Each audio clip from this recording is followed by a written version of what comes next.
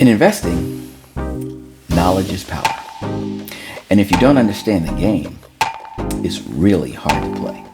If you're considering building a portfolio for income, dividends are very popular among investors because they provide steady income and are a safe investment.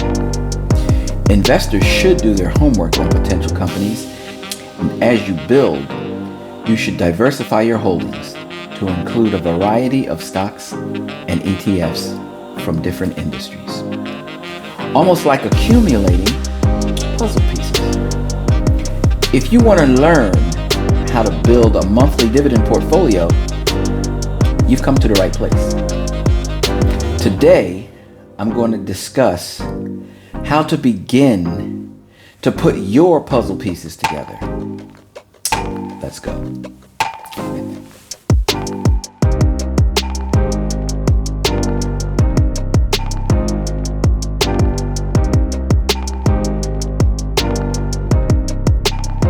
Hello, and welcome to Project Dividend, where we help you navigate the journey of becoming a dividend investor. If you're new here to the channel, welcome. And if you're returning, welcome back. And if you've not done so before, please subscribe, like, and share the video. The content in this video is not intended to be financial advice. Seek a duly licensed professional for financial advice. Now that we have that out of the way, let's get started. Inflation and market risk are two of the main risks that must be weighed against each other in investing. Investors are always subjecting themselves to both in varying amounts, depending on their portfolio's asset mix. This is at the heart of the dilemma faced by income investors: finding income without excessive risk. Dividends are very popular among investors, especially those who want a steady stream of income from their investments. Some companies choose to share their profits with shareholders. These distributions are called dividends. The amount, method, and time of the dividend payments are determined by the company's board of directors. They are generally issued in cash or in additional shares in the company. Dividends can be made even if a company doesn't make a profit.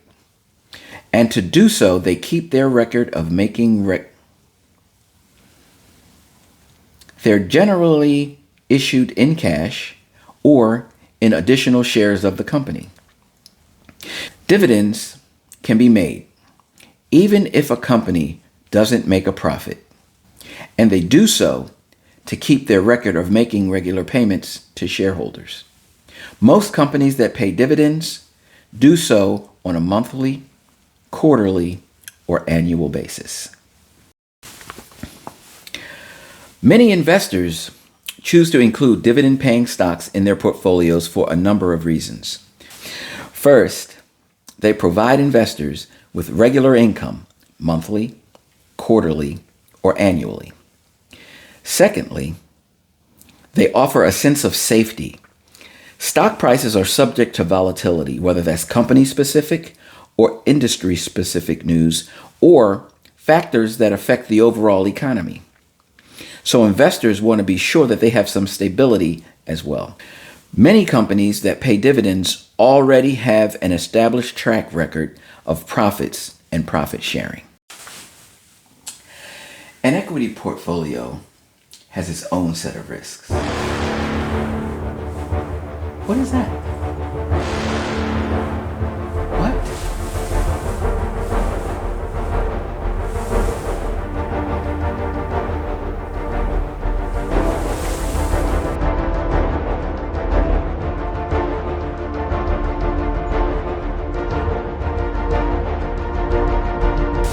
Oh my goodness. This is great. We have just hit 100 subscribers in the first 2 weeks.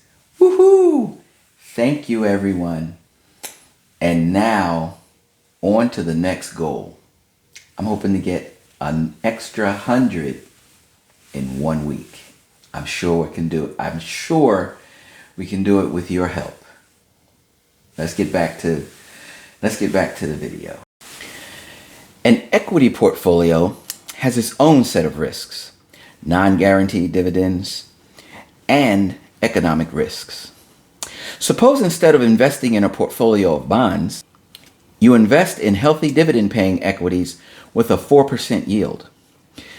These equities should grow their dividend payout at least 3% annually, which would cover the inflation rate and would likely grow at about 5% annually. Equity portfolios come with risks involving non-guaranteed dividends and economic risks. A portfolio that combines the two methods has both the ability to withstand inflation and the ability to withstand market fluctuations. As an investor grows older, the time horizon shortens and the need to beat inflation diminishes. A great income portfolio, or any portfolio for that matter, takes time to build. Therefore, unless you find stocks at the bottom of the bear market, there's probably only a handful of worthy income stocks to buy at any given time. If it takes 5 years of shopping to find these winners, that's okay. So what's better than having your retirement paid for with dividends from a blue chip stock with a great dividend yield? Owning 10 of those companies, or even better, owning 30 blue chip companies with high dividend yields. So what's better than having your retirement paid for with dividends from a blue chip stock with great dividend yields? Owning 10 of those companies, or even better, owning 30 blue chip companies with high dividend yields. Before you even start buying into investments, set your criteria. Next, do your homework on potential companies and wait until the price is right. If in doubt, wait some more. More trouble has been avoided in this world by saying no than diving in.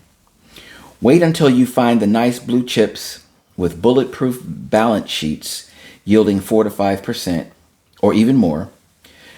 Not all risks can be avoided, but you can certainly avoid the unnecessary ones if you choose your investments with care. That's the beauty of Project Dividend. We're going to help you along the way. So here are the 6 steps to guide you in setting up your dividend portfolio, or your dividend puzzle, if you will. Number 1, diversify your holdings of good stocks. Remember, you're investing for your future income needs, not trying to turn your money into King Solomon's fortune. Bearing this in mind, leave the ultra-focused portfolio stuff to the guys who eat and breathe their stocks. Receiving dividends should be the main focus, not just growth. You don't need to take company risk. Number 2, diversify your weighting to include 5 to 7 industries. Having 10 oil companies looks nice, unless oil falls to $10 a barrel. Dividend stability and growth is the main priority. So you'll want to avoid a dividend cut. If your dividends do get cut, make sure it's not an industry-wide problem that hits all your holdings at once. Number 3, choose financial stability over growth. Having both is best, but if in doubt, having more financial wherewithal is better than having more growth in your portfolio. This can be measured by a company's credit ratings. The Value Line Investment Survey ranks all of its stocks in the Value Line Index from A++ to D. Focus on the A's for the best amount of risk. Number 4, find companies with modest payout ratios. This is dividends as a percentage of earnings. A payout ratio of 60% or less is best to allow for wiggle room in case of unforeseen company problems. Number 5, find companies with a long history of raising their dividends.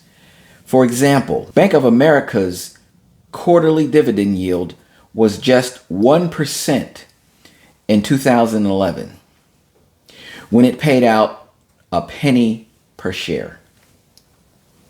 10 years later, the dividend yield has increased to 2.2% with a 21-cent quarterly dividend in 2021. That's a 20 times increase. That's how it's supposed to work. Good places to start looking for portfolio candidates that have increased their dividends every year are the S&P Dividend Aristocrats. If you remember, in our previous video, we talked about the Dividend Aristocrats. Also, we'll be releasing 5 more of those Dividend Aristocrats later on in the video. Companies that raise their dividends steadily over time tend to continue doing so in the future, assuming the business continues to be healthy. Reinvest the dividends. If you start investing for income well in advance of when you need the money, reinvest the dividends. This one action can add a surprising amount of growth to your portfolio with minimal effort. While not perfect, the dividend approach gives us a greater opportunity to beat inflation over time than a bond-only portfolio. If you have both, that's best. The investor who expects a safe 5% return without any risk is asking for the impossible. It's similar to looking for an insurance policy that protects you no matter what happens. It just doesn't exist. Even hiding cash in the mattress won't work due to low but constant inflation. Investors have to take risks, whether they like it or not, because the risk of inflation is already here. Growth is the only way to beat it. So, each stock is just like a puzzle piece. If you notice, as you start adding the stock pieces, you create an outline of a puzzle. So as you add stocks and or puzzle pieces, if you will, the puzzle grows. And all you do, you spread them out and fill them in. Your strongest stocks go on the outside. And as you fill those in, you're creating a strong outline.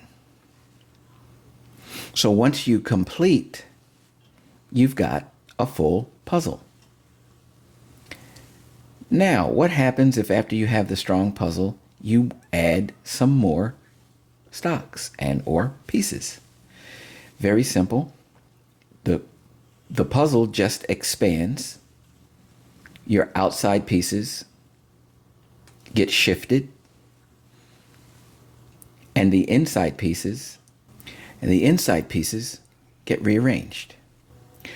So basically, your dividend puzzle will constantly, or your dividend puzzle should constantly be increasing in size. As promised, here are the 5 dividend aristocrats: Procter & Gamble, Parker Hannifin, 3M, Cincinnati Financial, and Coca-Cola. Well, that just about wraps up this video. And if you liked the content, please subscribe, like the video, and share. Until next time. Hey, Dividend! I've got my eye on you.